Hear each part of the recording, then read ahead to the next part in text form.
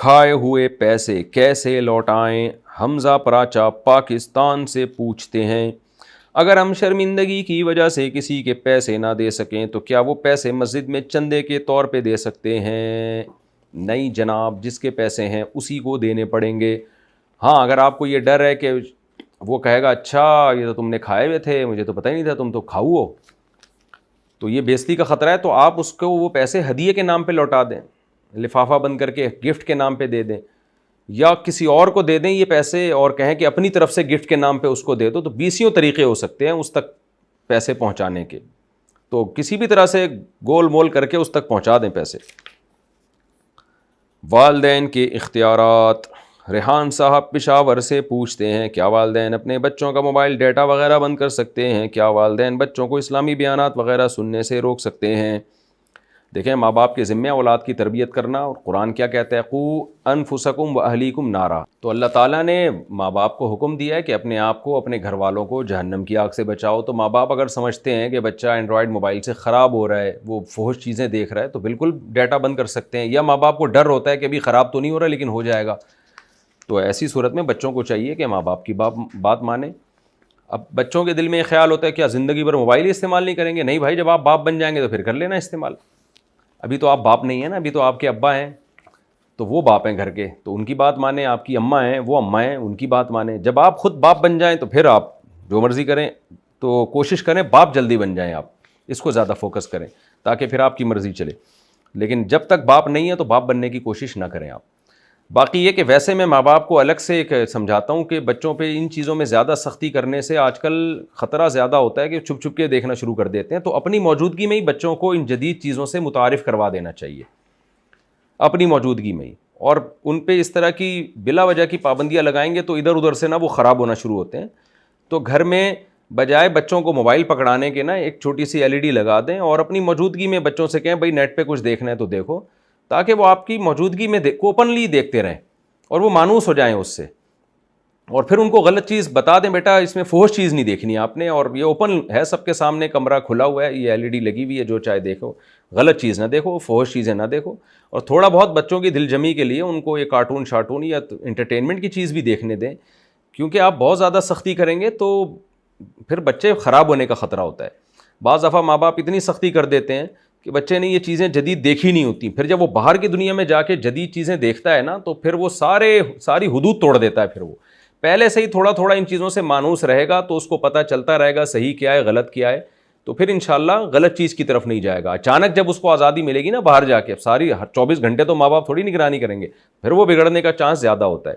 تو اس زمانے میں بچوں کی تربیت میں بھی اعتدال ضروری ہے، تو میری رائے یہ ہے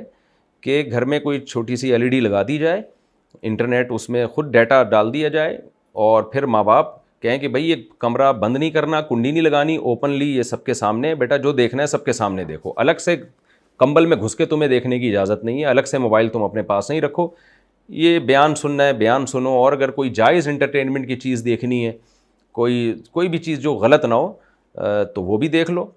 تاکہ بچہ ان چیزوں سے مانوس رہے، اور ان چیزوں کی آگے ظاہر ہے ضرورت بھی ہے نا، اگر بالکل ہی اس کو بند کر دیں گے تو ایسا جیسے اس کو جو آئے گا ہی نہیں، تو سائنسی معلومات بھی اس کو نیٹ پہ ملتی رہیں گی، اس کو سکھائیں، خود سے یہ چیزیں سکھا دیں اور کنٹرول رکھیں اس پہ، تو یہ زیادہ بہتر ہے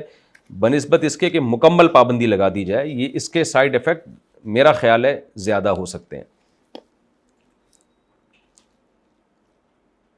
کیمیکل والی مہندی، محمد حبیب اللہ انڈیا سے پوچھتے ہیں، میرا سوال یہ ہے کہ بازار والی مہندی لگانا کیسا ہے، نماز ہوگی کہ نہیں ہوگی؟ دیکھیں، وہ مہندی جو اوریجنل ہوتی ہے نا، جو درخت کے پتوں سے، اس میں تو بلا کراہت نماز ہو جائے گی، پانی چلا جاتا ہے اس میں، لیکن جو کیمیکل والی مہندی ہے، بعض مہندیوں میں پانی جاتا ہے وضو کا، بعض میں نہیں جاتا، تو اب آپ یہ خود تجربہ کر لیں کہ کسی ایک کاغذ پہ کیمیکل والی مہندی لگائیں، جب مہندی سوکھ جائے تو مہندی ہٹا دیں، اس کا کلر آ جائے گا، پھر اس کاغذ پہ آپ پانی کا قطرہ ٹپکائیں، اگر وہ پانی کا قطرہ جذب ہو کے دوسری طرف چلا جاتا ہے تو اٹ مینس پانی جا رہا ہے، اور اگر وہ پانی کا قطرہ ٹرانسفر نہیں ہوتا تو اس کا مطلب بھائی یہ اس نے ایسی تہ چڑھا دی ہے اسکن کے اوپر کہ یہاں پانی نہیں جاتا، تو پھر پانی نہیں جاتا تو وضو بھی نہیں ہوگا، وضو بھی نہیں ہوگا تو نماز بھی نہیں ہوگی، تو پھر وہ مہندی کا استعمال بھی جائز نہیں ہوگا کیونکہ اس سے وضو نہیں ہو رہا آپ کا۔ گستاخ کی توبہ،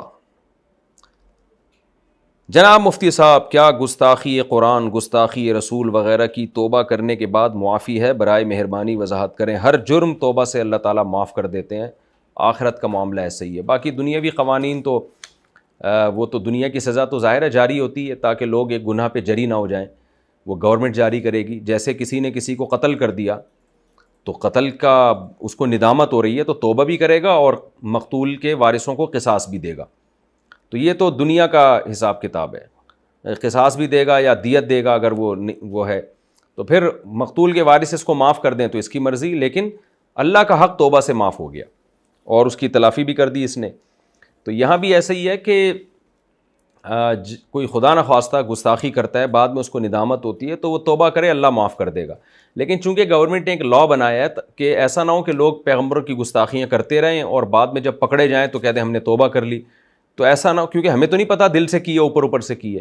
تو اس لیے جو گورنمنٹ لا ہے وہ یہی ہے کہ اگر کوئی شخص کھلے لفظوں میں پیغمبر صلی اللہ علیہ وسلم کی گستاخی کرے گا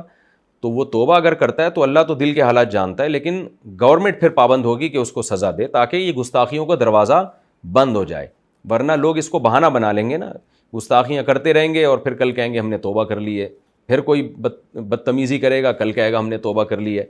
تو اس لیے دنیا کے لا کی اصول اور ضابطے الگ ہوتے ہیں، آخرت کے اصول اور ضابطے الگ ہوتے ہیں۔ تو آخرت کے معاملے میں اللہ اس کو یقیناً معاف کرے گا، کیونکہ اللہ نے یہ وعدہ کیا ہے کہ وَمَن يَعْمَلْ سُوءًا أَوْ يَظْلِمْ نَفْسَهُ ثُمَّ يَسْتَغْفِرِ اللَّهَ يَجِدِ اللَّهَ غَفُورًا رَحِيمًا، کہ جو بھی برائی کرے گا پھر اللہ سے معافی مانگے گا سچے دل کے ساتھ تو اللہ کو غفور اور رحیم پائے گا وہ۔